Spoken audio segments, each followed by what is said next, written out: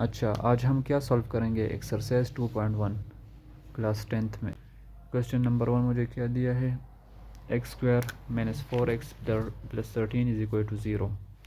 So as we know that discriminant solution, हमारे पास 3 cases है, लेकिन फर्स्ट वाला केस मैं लूँगा कि एक केस मेरे पास क्या है कि discriminant is equal to what?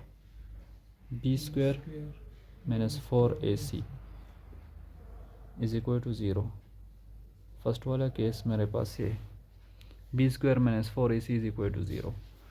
So here मेरे पास एक क्वाड्रेटिक इक्वेशन है, और क्वाड्रेटिक इक्वेशन का जनरल फॉर्म क्या है? A X square plus B X plus A C. ये ए जो है ये इसके साथ दोबारा मल्टीप्लाई होगा कांस्टेंट के साथ. सही है. अगर यहाँ पर 2 हो 1 की जगह तो वो 2 इसके साथ मल्टीप्लाई होगा. सही है क्वाड्रेटिक इक्वेशन में. तो क्वाड्रेटिक इक्वेशन मेरे पास ये है. तो यहाँ पर अगर मैं देखूँ x square minus 4x plus 13, x के साथ कौन सा कांस्टेंट है? 1. तो ए की जगह मैं 1 लिखूँगा और बी के साथ -4 है और कांस्टेंट जो है वो 13 है. तो as we know that discriminant की जगह मैं डी लिखूँगा. D is equal to B square minus 4ac. B square minus 4ac. सही है. तो अब मेरे पास D is equal to B क्या है? -4 है, तो -4 होल स्क्वायर -4. ए की जगह मैं 1 लिखूँगा और सी 13. तो D is equal to -4 whole square 16 हो जाएगा. -4 मल्टीप्लाई बाय 1 4, -4 मल्टीप्लाई बाय 13 -52. सही है. तो 16 -52, तो लास्ट में d इज इक्वल टू 16 -52 -36 आ जाएगा. So this is your required answer. Now now we will solve question number 2. Question 2 क्या है मेरे पास? 4x square minus 5x plus 1 is equal to 0. Question number 1 में पार्ट 2. तो as we know that solution B square B मैं find कर रहा हूँ? D discriminant. So D is equal to B square minus 4ac. तो D is equal to B की जगह मैं क्या लिखूँगा? बी मेरे पास क्या है? -5 है ना, तो -5 स्क्वायर -4. ए की जगह 4 लिखूँगा और सी मेरे पास क्या है? 1 है. अगर आप अपनी आसानी के लिए पहले से ये लिखो कि a is equal to 4, b is equal to -5 and c is equal to 1, तो आपके लिए ये इजी होगा. सही है. पेपर में भी इस तरह सॉल्व करना है. तो a is equal to 4, b is equal to -5, c is equal to 1. Now putting the values here. तो d is equal to -5 square 25 minus plus. -5 square means -5 multiplied by -5. So plus 25 minus 4 multiplied by 4 and times 1, तो -16. तो d is equal to 25 minus 16 क्या आ जाएगा? 9. Good. So this is your required answer. Now question number 2 की तरफ आते हैं. Question number 2 क्या है? क्वेश्चन नंबर 2 में क्या दिया है? Examine the nature of the roots of the following equation. कि हम इस रूट्स के हम क्या फाइंड करेंगे? नेचर. कि इसका नेचर मेरे पास क्या है? एदर इट इज़ अनइक्वल और इट इज़ इमेजिनरी और कम्प्लेक्स नंबर और इक्वल, इरेशनल और irrational. So we will find these nature. So start करते हैं solution. फर्स्ट ऑफ ऑल मैं क्या लिखूँगा, मैं इस सेट पे वो 3 कंडीशन लिखूँगा। वो कंडीशन मेरे पास ये है, फर्स्ट वाला केस मेरे पास क्या है, केस 1। केस 1 मेरे पास ये है कि B square minus 4ac greater than 0। This is the first case.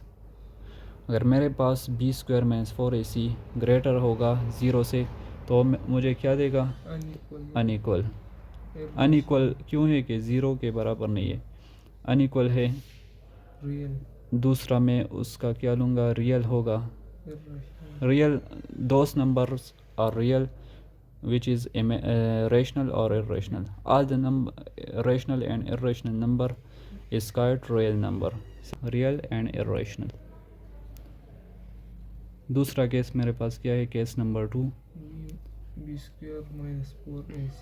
B square minus 4ac is equal to 0। तो ये क्या, रूट्स आर, इसका नेचर क्या होगा, रूट्स आर इक्वल। सही है। और तीसरा केस मेरे पास ये होगा, केस नंबर 3,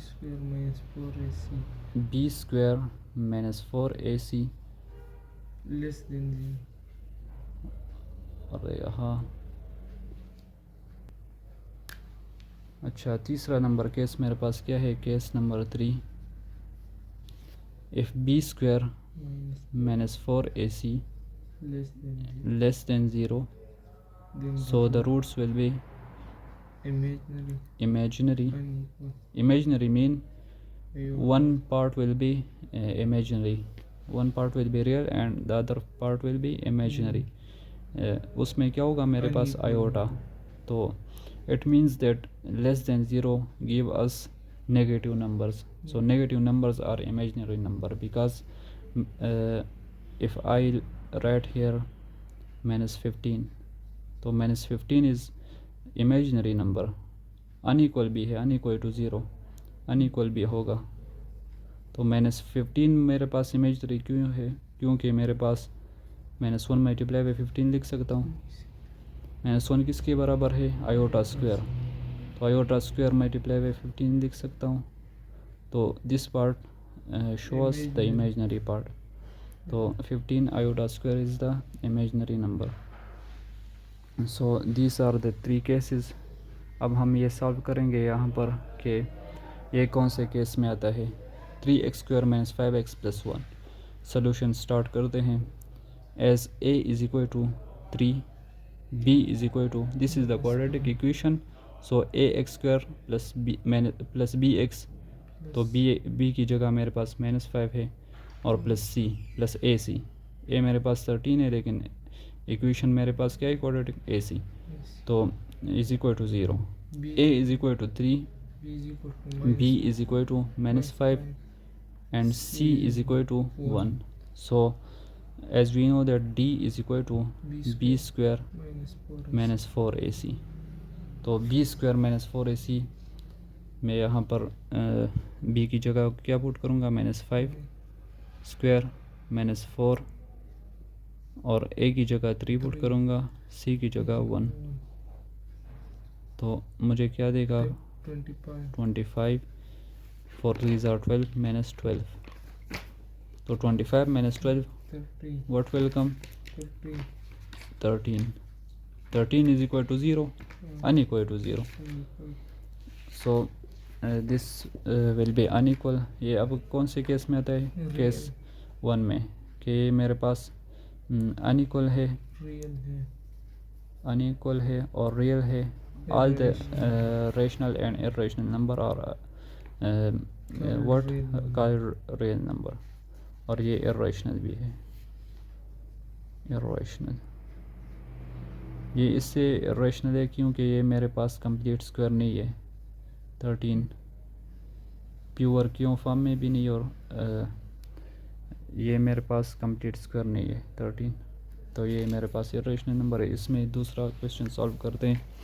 दूसरा क्वेश्चन बताओ। 6x स्क्वायर, हाँ 6x square plus x plus x minus 2 is equal to 0. Solution b square minus 4ac is equal to 0. So b मेरे पास b क्या है, a is equal to 6, b is equal to 1 and c is equal to minus 2. So b 1 square minus 4 and c minus 2 is equal to 0. तो 1 square 1 आ जाएगा, 6 4 का 24, 24 2 24 times 2 plus 48 plus 48 48 क्यों देगा, क्योंकि minus minus plus, तो 6 4 ज़ार 24 and 24 times minus 2 minus 24 times minus 2 plus 48 is equal to 0. So 49 is the complete square of what, under root 49 is equal to 7. So this is the complete square. So 49 is the ये कौन से case में आता है, ये मेरे पास real number है और रेशनल नंबर है, क्योंकि ये कंप्लीट स्क्वायर है, रेशनल नंबर। सही है। लास्ट वाला क्वेश्चन बता दें।